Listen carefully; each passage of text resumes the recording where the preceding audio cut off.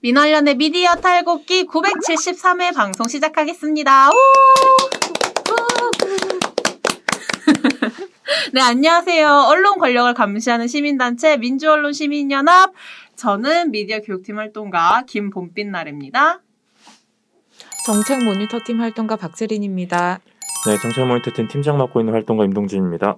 안녕하십니까. 어제 일본은 잘 보셨나요? 임동진 팀장과 박채린 활동가가 사법농단 법관 탄핵 언론 보도 문제를 양적으로 분석해 전해드렸는데요. 뉴스 빅데이터 분석 서비스인 빅카인즈를 활용해 임성근 판사의 연임 포기가 있었던 2020년 10월 8일부터 탄핵소추안이 가결된 후 일주일 뒤인 2021년 2월 11일까지의 보도를 분석해 언론이 사법농단 법관 탄핵을 어떻게 바라봤는지 정리해본 그 결과, 첫째, 임성근 판사 연임 포기 후 2020년 10월부터 12월까지 3개월간 월 평균 10.6건의 보도가 나왔습니다.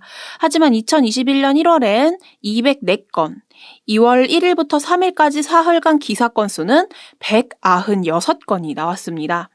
1월 22일 더불어민주당 이탄희 의원을 비롯해 여야 의원들이 모여 탄핵소추안 제안 기자회견을 열고 1월 28일 더불어민주당이 탄핵소추 추진 발표를 한 것을 집중적으로 다룬 결과입니다. 둘째, 이슈별로 나눠본 결과 언론은 4개 당 의원 탄핵 추진안 동의를 153건, 탄핵소추안 발의를 196건 보도했습니다. 반면 탄핵 요건을 상실해 사법농단 법관을 단죄할 만한 기회를 잃을 수도 있었던 임성근 판사의 연임 포기에 대한 보도는 6건에 불과합니다. 중요도에 따라 보도량이 변하는 건 당연하지만 아무래도 언론이 정치인의 입만 바라봤다고 평가할 수 있는 결과입니다. 셋째, 법관 탄핵소추안 가결 이후 관련 보도를 분석했는데요. 탄핵안이 가결되고 나니 탄핵안 가결이 136건으로 가장 많았고, 김명수 대법원장 녹취록 103건, 중복 90건, 기타 20건 순이었습니다. 최초의 판사 탄핵안 가결이 가장 주목을 받았고, 같은 날 대법원 해명과 다른 김명수 대법원장 발언이 담긴 녹취록이 공개돼 논란이 된 결과였습니다. 넷째, 임성근 판사 탄핵안 가결과 김명수 대법원장 녹취록 공개 이후 언론 보도가 어떤 영향을 띄웠는지 확인하기 위해 개별 기사의 비판 대상도 분석했는데요. 총 349건의 보도 중 121건은 비판 대상이 없었습니다. 나머지 248건을 분석한 결과 가장 비판 횟수가 많은 대상은 168건을 차지한 김명수 대법원장이었습니다. 다섯째, 전체 보도 흐름과 보도 가치 유무를 확인하기 위해 보도 형식도 분석을 했는데요. 주목할 부분은 349건의 관련 보도 중 110건을 차지한 단순 전달 사실과 122건을 차지한 정치권 반응 입장 전달 보도의 비율입니다. 두 기사 형식을 합하면 약 67%에 달하거든요. 반면 사안을 깊게 분석해 전달하는 심층 보도는 약 5%에 불과했답니다.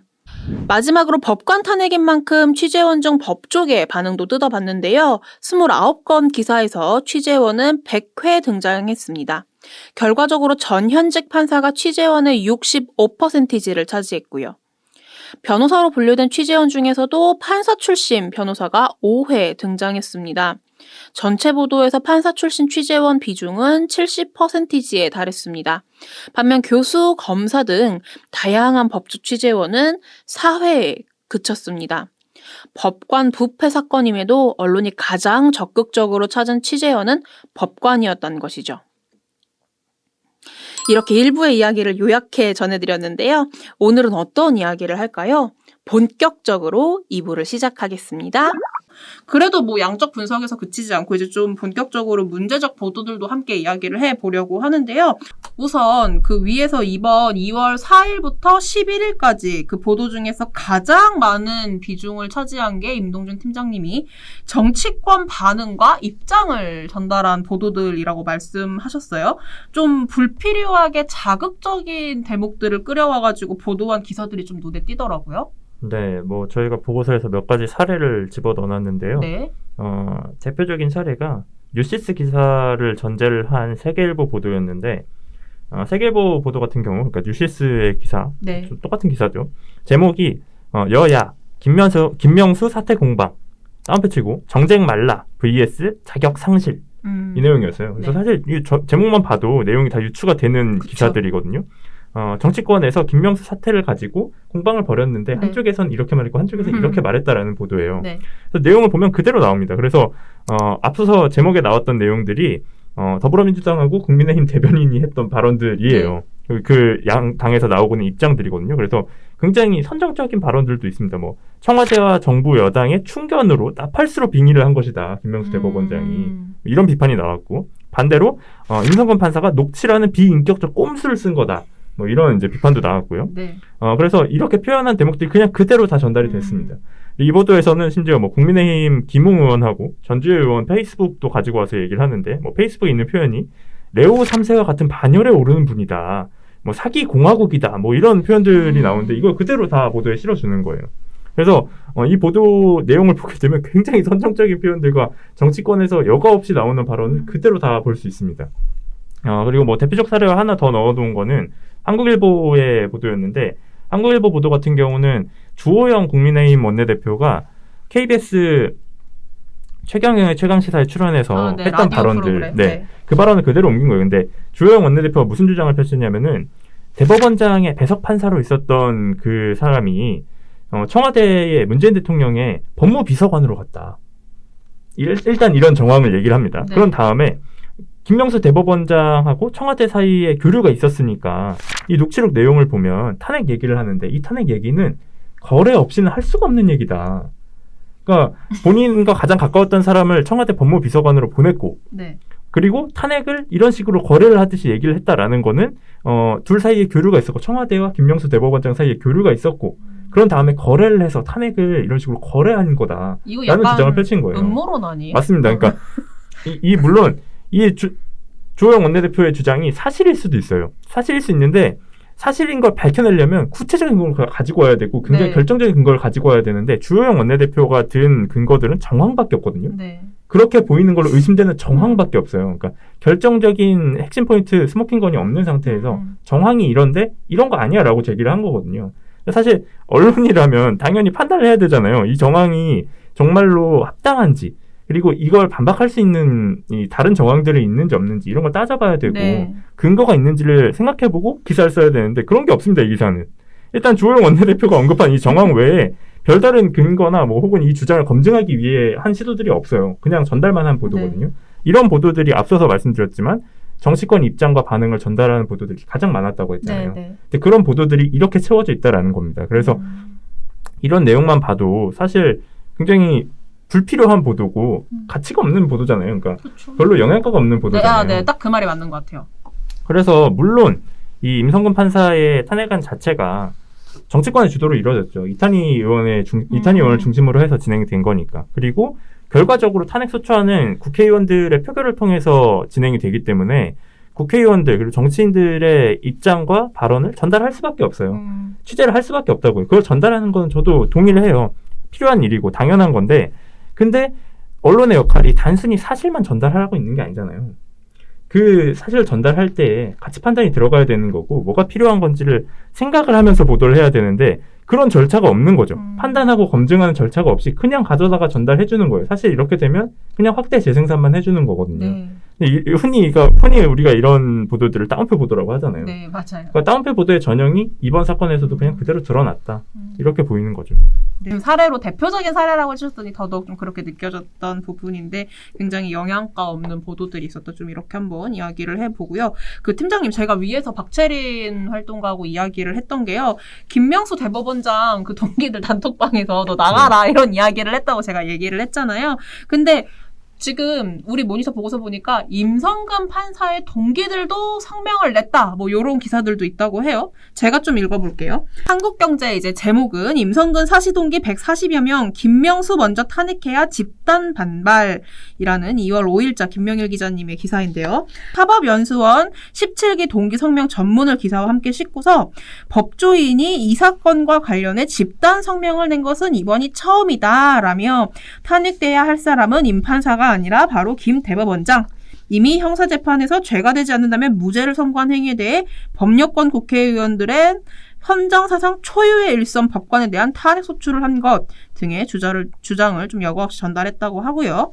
매일경제는 제목은 거짓 해명 김명수 진퇴양난 제 식구들마저 등 돌렸다. 2월 5일자 고재만 정의영 기자님의 기사인데요. 17기 전체 약 309명 중 200여 명이 가입한 단톡방에 성명서가 올라왔고 140여 명이 동의 의사를 밝혔다면서 하창우 전 대한변호사협회장의 비판과 윤종구 서울고등법원 부장판사의 글을 전하고 법치주의 바로세우기 행동연대 여기 이곳이랑 자유대한호국단의 김 대법원장 고발을 덧붙였다고 합니다. 근데 저는 뭐 앞서 말씀하셨다시피 팀장님 그랬잖아요. 정치권이 이런 얘기하고 하면은 그 사실 전달할 수 있다 했던 것처럼 저는 뭐 이런 게 사실 진짜로 있었던 일이라면 보도는 할 수 있다라는 생각이 드는데 어떤 지점에서 이 보도가 좀 문제라고 짚으셨던 거죠? 뭐 사소한 것부터 얘기를 하자면 이 성명 자체가 앞서서 한국경제의 제목에도 나오지만 네. 140명 정도가 동참을 하는 성명이에요. 네. 근데 이 성명이 만들어지는 과정을 따져보면 17기, 사법연수원 17기가 단순히 140명만 있는 게 아닙니다. 300명이 넘어요. 309명 정도가 있는데 그 중에서 한 뭐 200여 명 정도가 참가하고 있는 카카오톡 단체방이 있다고 해요.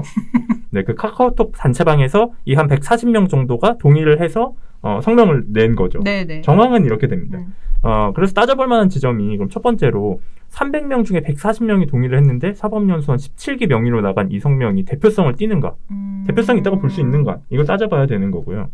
그리고 두 번째로는 임성근 판사와 가까운 인물들이잖아요. 동기잖아요. 그렇죠. 그러니까 이해관계가 있는 이들이 이 성명을 냈을 때에 이 성명의 내용이 이해관계에 맞춰져서 작성된 것은 아닌가 따져봐야 할 지점이 있는 거고요. 네. 그리고 결과적으로 이 성명을 낸 것이 사실관계 그리고 사회 정의에 부합하는가 이걸 따져봐야 되는 거잖아요. 이걸 하는 게 언론의 역할이잖아요. 사실 정확히는. 그래서 성명을 낼 수 있죠. 특정 집단이 성명을 내고 성명을 낸 게 사실이면 보도를 할 수 있어요. 네. 보도를 할 수 있는데 보도를 할 거면 이런 것들을 따져봐야 되는 게 상식선에 있는 언론들이잖아요. 근데 그런 게 없다라는 거예요. 그러니까 제대로 된 역할을 한 게 없다라는 거고 그나마 뭐 좀 찾아보자면 한겨레가 조금 달랐는데 한겨레 보도 제목이 이건데 탄핵 임성근 동기들 카톡 성명 그들은 누구를 대표하는가 이게 보도 제목이었어요. 근데 보도 제목과 달리 보도 내용에서는 별다른 이런 내용에 집중하는 게 없어요. 사실은 그냥 똑같이 성명을 전달하고 이 성명이 만들어지는 과정을 뭐 취재원을 통해서 이렇게 만들어졌다라는 걸 밝혀내는 정도가 전부였던 기사인데 그래서 사실 성명 배경을 짚은 게 전부인 거죠. 나머지 언론들은 판단 자체가 없는 거예요. 이 성명 배경을 짚는 것도 뭐 판단이 없고 이게 이해관계에 맞춰져서 작성이 됐는지 사실관계에 부합하는지 그렇다면 사회 정의의 구현에 부합하는지도 따져보지 않는 거예요. 근데 그럼 이 성명이 따져볼 만한 지점이 없느냐? 그게 아니거든요. 성명 내용 중에 저희가 앞서서 임성근 판사의 1심 판결문 재판 결과를 말씀드렸잖아요. 근데 성명 내용에서는 이렇게 주장합니다. 형사 재판에서 죄가 되지 않는다면 무죄를 선고한 행위에 대해서 범여권 국회의원들은 헌정사상 초유의 일선 법관에 대한 탄핵 소추를 한 것이다. 그래서 무죄 선고를 한 사안을 가지고 탄핵을 소추해? 이게 말이 돼? 라는 식의 주장을 펼친 거예요. 지금 그런 주장하고 있는 거죠. 근데 저희가 앞서서 말씀을 드렸잖아요. 1심 재판부의 판결 결과가 직권 남용에 대해서는 무죄를 판결했지만 직권이 있는 일이 아니다. 이 사람에게 직권이 없었다라고 해서 무죄를 판결했지만 이 행위에 대해서는 법관의 독립을 침해하는 위헌적 행위였다라는 판결을 했어요. 네.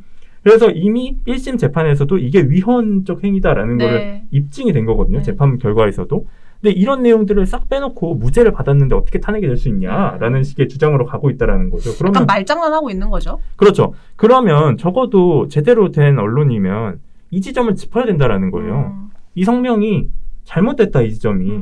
사실관계와 부합하지 않는다라는 걸 지적해줘야 되는 거잖아요. 근데 그런 지적을 찾아볼 수가 없다라는 겁니다. 그래서 저희가 앞서서 말씀드렸지만 성명을 낸 것도 사실이고 다 사실이에요. 그래서 사실을 보도하는 건 좋은데 언론의 역할이 사실 전달만 있는 게 아니잖아요. 진실 추구하라고 있는 거잖아요. 근데 진실을 추구하는 언론 찾아보기 힘들었다라는 거죠. 네.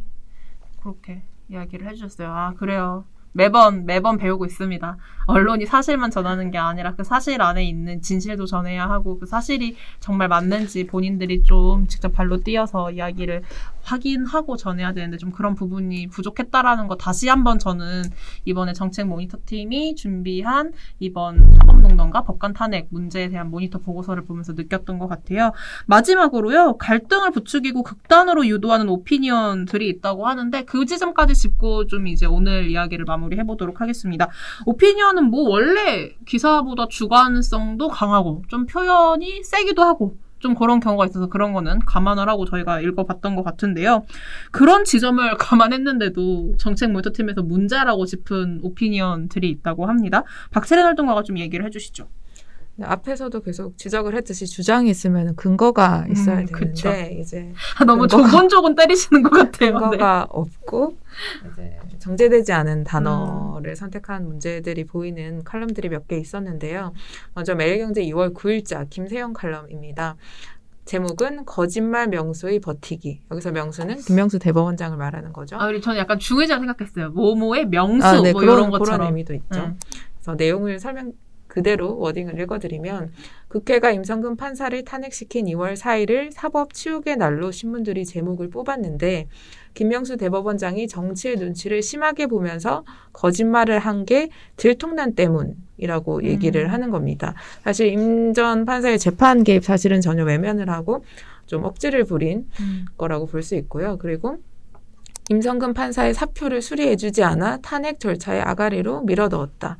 이런 문제가 있었고요. 네. 그리고 동아일보 2월 6일자 김순덕의 도발 칼럼을 보면 제목은 대법원장은 남자 추미애였다고요.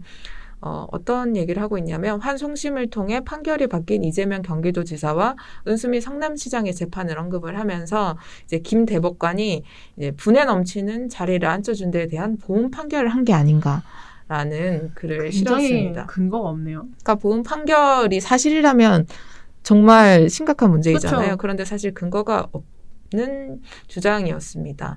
그러니까 봄빛날의 활동가가 지적해 주셨던 것처럼 이제 칼럼이라는 거는 자유롭게 좀 자기 주장을 할 수 있는 건데, 그러니까 그것도 이제 상식선에서 주장이 있으면 근거가 있어야 되는 건데 그런 근거는 사실 찾아볼 수 없었고요. 그러니까 근거가 없으면 비판이 아니라 건강한 비판이 아니라 비난인 거고. 단지 헐뜯기 위한 좀 뒷담화 그리고 근거 없는 음모론인 것이죠. 그래서 이런 거를 신문에서 시간을 들여서 읽어야 하나 하는 생각이 저는 많이 들었습니다. 오늘 이렇게 전체적으로 사법농단과 법관 탄핵에 대한 언론 보도 분석을 정리해봤어요. 이거는 뭐 저는 앞에서 잠깐 짧게 소회를 이야기하긴 했지만 두 분이 이번에 분석을 하시면서 좀 눈에 띄었던 지점이나 아니면은 이번에 모니터 보고서 쓰면서 들었던 소감 같은 거를 좀 듣고 싶은데요. 또 저 하나 좀 궁금했던 게 이번에 언론이 좀 정파성이랑 상관이 없이 다 동일하게 김명수 대법원장을 비판하는 보도가 많았거든요. 이거는 전에 박찬현 활동가고 미디어 이슈 브리핑할 때 이야기를 한번 해드렸던 지점이라 그거는 미디어 탈곡기 이전 회차에서 한번 확인해보세요. 네. 그러니까 저는 이게 좀 눈에 띄었었단 말이에요. 보통 정파성 따라서 좀 의견이 갈리긴 하는데 김명수 대법원장 관련해서는 다들 다 함께 비판을 하고 있길래 좀 그 지점에 대해서도 어떻게 생각하시는지 궁금했고요. 총정리를 해보자면 이렇다. 뭐 이런 얘기도 해주시면 좋을 것 같아요. 박채린 활동가부터 좀 얘기해 주시죠. 저희 보고서 제목을 살펴보면요. 정치인 입 따라 움직였다. 네. 이잖아요. 그러니까 중요한 사안에 대해서 필요한 지적을 하는 게 아니라 그냥 정치인이 뭔가 한마디를 하면 받아쓰기에 바빴다는 건데 그러다 보면은 사실 독자 입장에서 뭐가 중요한지 알 수가 없고 어떻게 보면은 정말 중요한 거를 언론 보도 때문에 놓치고 지나갈 수도 있는 거거든요. 그래서 정치인 입 따라 움직일 게 아니라 중요한 사항을 명확하게 독자들에게 알리고 이제 정확한 비판을 하는 게 필요하다. 이렇게 정리를 하겠습니다. 네. 그럼 또 이번에 우리 임동준 팀장님은 음악과 함께 이야기를 좀 해주셔야죠. 네, 오늘 제가 렐의 습관적 아이러니라는 곡을 가지고 왔는데요. 네. 가사는 굉장히 슬픈 노래입니다. 근데 가사와는 크게 연관이 없는데 들어봐야지. 네. 제목이 좀 눈에 띄어서 가지고 왔는데 사실 저는 사법농단 사건 자체가 습관적 아이러니에 가까웠다라고 보거든요. 그러니까 이런 사안이 일어날 수 있다라는 것도 아이러니한 일인데 이런 사안이 이렇게 벌어졌는데도 제대로 징계를 받은 판사가 없다라는 것 자체도 굉장히 아이러니한 일이거든요. 그래서 앞서서 저희가 얘기를 드렸지만 2018년도 12월에 징계가 있었죠. 대법원에서. 네. 대법원 징계의 최고 수위가 정직 1년이에요. 근데 정직 1년을 받은 판사가 한 명도 없습니다. 네, 그래서 뭐 정직 6개월, 혹은 정직 3개월, 정직 1개월, 혹은 앞서 언급해드린 것처럼 임성근 판사처럼 견책, 뭐 이 정도가 전부였어요. 네. 그래서 저는 이 징계가 이렇게 나온 것도 굉장히 아이러니한 일이었거든요. 그런데 앞서서 뭐 보수 언론이건 아니면 뭐 대다수의 언론이건 다른 언론들이 모두 다 김명수 대법원장을 비판하는 보도들이 나왔다라고 했잖아요. 근데 저는 이게 퍼즐 조각이 하나씩 맞춰지다가 이제 완성된 기분이에요. 왜 이런 일들이, 아이러니한 일들이 연이어 벌어졌는가. 대법원장이 사법농단에 대한 개혁 의지가 없었던 거거든요. 이번 녹취록을 보면 드러나는 일이지만 탄핵이 말이 안 되는 일이다라고 생각을 한다라는 것 자체가 그렇죠. 대법원장이 사법농단에 대해서 얼만큼 심각한 사안인지를 제대로 인지하고 있지 않다라는 걸 보여준 거예요. 그러니까 판사 탄핵에 해당하는 사안이다라고 보지 않은 거죠. 대법원장도. 그러니까 이런 말도 안 되는 일들이 벌어질 수 있었던 거라고 보거든요. 그래서 제대로 된 비판을 하는 언론들은 사법개혁의 의지가 없다는 게 드러난 거다. 지금까지 사법개혁을 뭐 그렇게 얘기했지만 그거 다 공허한 일이었다라고 비판을 하는 보도들이 있었던 거고 저는 그런 비판들은 유의미한 비판들이라고 봅니다. 네. 근데 그것과 별개로 근거 없는 정치권과 결탁해서 이렇게 한 거다라는 식의 또 다른 근거 없는 주장들을 내세우는 비판들은 딱히 유효하다라고 보이지는 않고요. 그래서 그런 양가적인 측면이 있었기 때문에 모든 언론에서 비판이 다 나왔다고 보는데 근데 그런 일들이 벌어졌음에도 사실 권력을 감시하고 견제해야 되는 언론이 이렇게 보도하고 있다라는 것도 아이러니한 일이거든요. 그래서 저는 이 사안 자체도 사법농단이라는 사건이 벌어진 것도 그리고 사법농단 사건이 알려지고 나서 이렇게까지 진행된 것도 그리고 이렇게까지 진행되는데도 언론이 이렇게 보도하는 것도 모두 다 아이러니한 일이다. 그래서 굉장히 습관적 아이러니에 가깝다라는 생각이 들어서 오늘 이거 가지고 왔습니다. 네. 습관적 아이러니 다 같이 들으면서 오늘 방송은 마무리해보도록 하고요. 지금 제가 이거를 수요일 방송 하나 나가고 목요일 방송 하나 나갈 건데 어떻게 나눌지 제가 내려가서 편집을 해보면서 좀 확인을 해봐야 될 것 같아요. 팀장님, 금요일에 저희 알아주죠 분리하는 거 알고 계시죠? 네. 네. 금요일에 또 임동준 팀장님하고 함께 돌아올 예정이고요. 제가 오늘 하루 종일 카메라를 어디를 봐야 할지 몰라서 저를 유튜브로 보시는 분들은 도대체 누구 어디를 보고 있는 거야? 이러실 수도 있을 것 같아요. 네. 그래도 오늘 정책모니터팀과 함께 사법농단과 법관 탄핵 이야기 이렇게 좀 유의미한 이야기들을 해볼 수 있어서 굉장히 좋았습니다. 네. 그러면 저희는 오늘 방송은 여기서 마무리하고요. 수요일 방송 보시고 목요일 방송도 보시고 저희 금요일에는 임동준 팀장님과 함께 좋은 보도 보는 시간으로 돌아오도록 하겠습니다. 민활련의 미디어 탈곡기는 내일도 열심히 털어드리겠습니다. 탈탈탈 안녕. 안녕. 네, 전 여기서 이 샷에는 혜리씨랑 나래씨 나오고 이 샷에는 윤팀장님이랑 나래씨 와, 그리고 이렇게 여기에는 3명이 나오다가 제가 이따 나래씨를 연결해요. 네. 아니 근데 왜냐면 원래 이렇게 가야 되거든요. 원래는 이렇게 해서 근데 저희 이게 배경이 안 돼.